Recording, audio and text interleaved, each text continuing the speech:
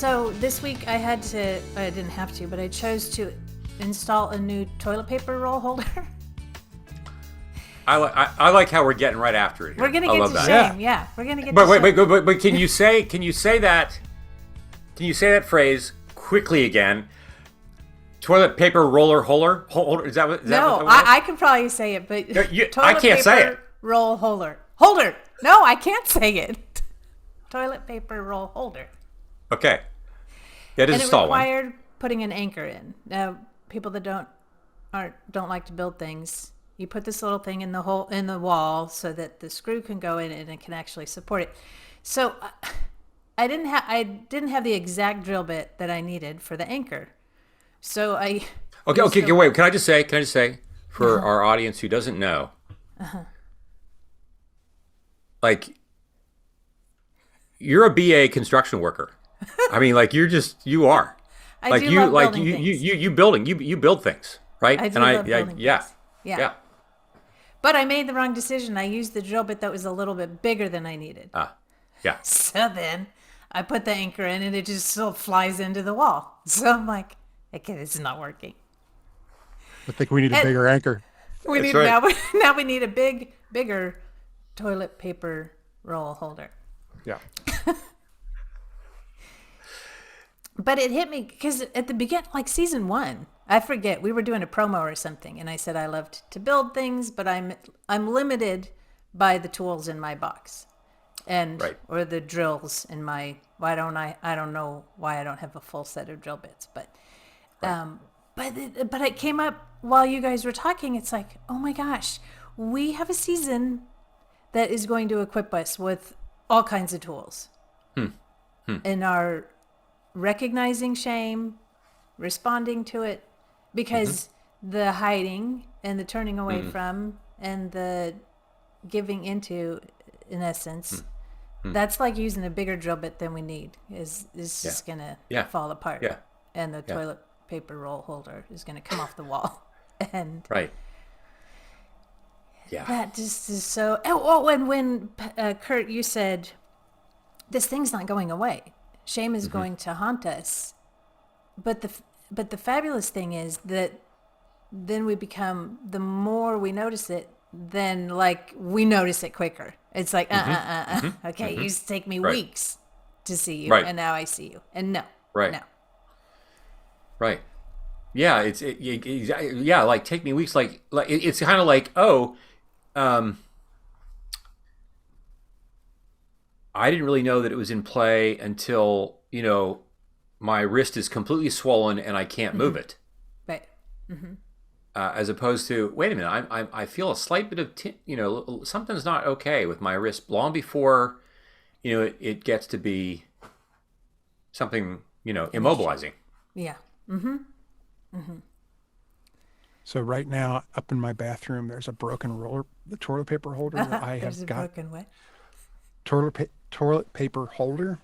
Okay. That I've got to replace. Use the right drill bit. Do you really?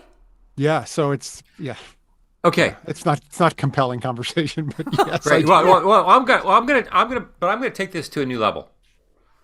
Okay. But I'm gonna keep it in the bathroom. I'm gonna get. Scared. Well, nothing to be frightened of, but it does stay in the bathroom theme. This is probably 20 years ago.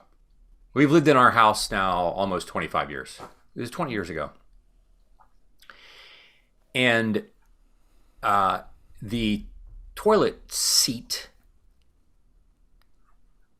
the screws that hold the toilet seat in, that hold that hinge in, the screw kind of, we've since redone the bathroom, but it was like the bathroom that was there when we bought the house, and the screw kind of, the nut on the screw came off, and then the toilet seat itself broke, like at the joint of the hinge, and so we just got to get a new toilet seat, right?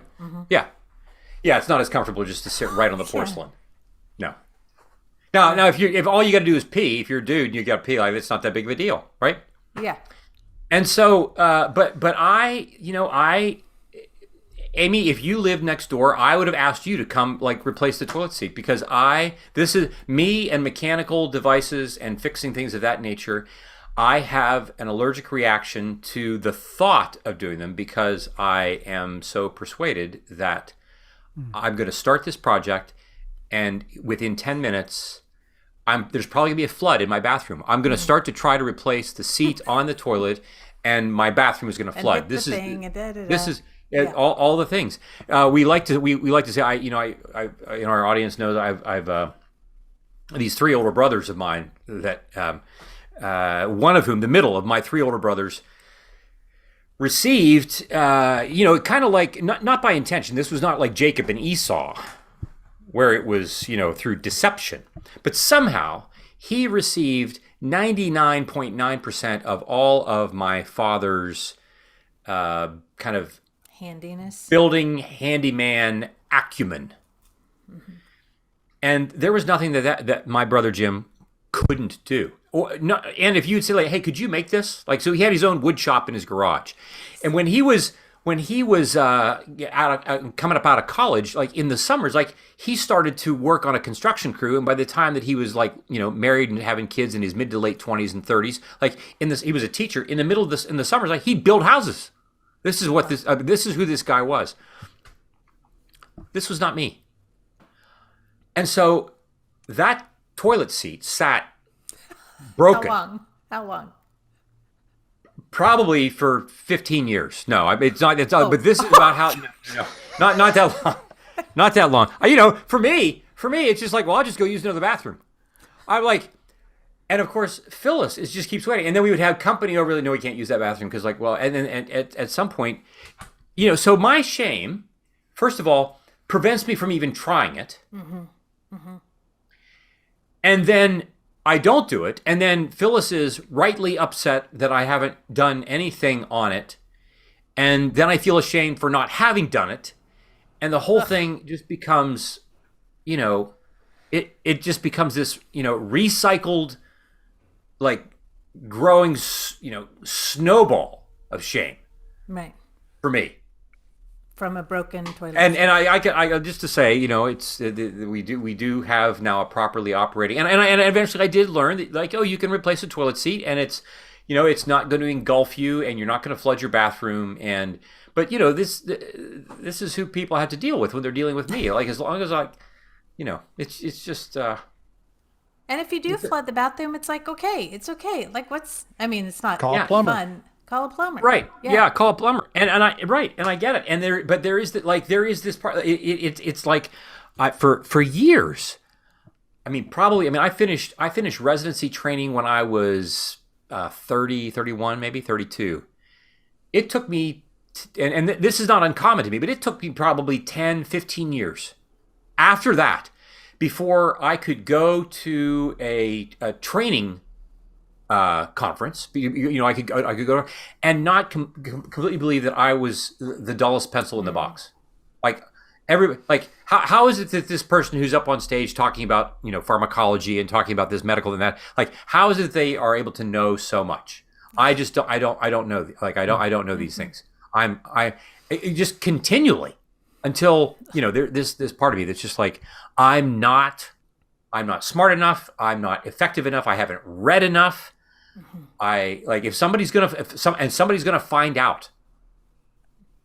Somebody's gonna find out. Yeah. I remember when I was passed my boards. So you're board certified by the American Board of Neurology and Psychiatry. I passed my boards, and for the longest time, you could pass your boards. And then you're done. Like you're past your boards. It's a one and done thing. You don't have to But my cohort, when I sat for my oral exams, which is the last thing that you have to do, when I sat for my oral exams, that my cohort at that time was the last cohort who, if you passed your exam, that your oral boards that time, you were the last cohort that got to take your boards and be done with it. Everybody else who followed, you have to take your boards every 5 years. Oh my gosh. Now you don't have to sit for the whole. You don't have to sit for the same kind of boards, but you have to take them. Maybe it's every 10 years. But I've never been more nervous in my life before entering into an exam. Not just There's a lot on the line. Not just because would I pass, but I don't want to have to keep taking them. And the reason I want to keep taking them is because I'm afraid I'm not going to know enough 10 years from now, 20 years from now. Yeah. It's like shame just maxes itself out. Just, so to your point, like, well, what if you didn't pass them? What if you had to pass? What if you had to take them? Like, would it be the end of the world? Like, as it turns out, no. Like, what if but, No fun. No. What this is a quick thought, but Pep, when you said like shame, it's like, how can that be a good thing? And it's hard for me to wrap my head around that. Somebody said to me, and I don't remember who it was, that shame is about who you are and guilt is about something you did. Mm-hmm.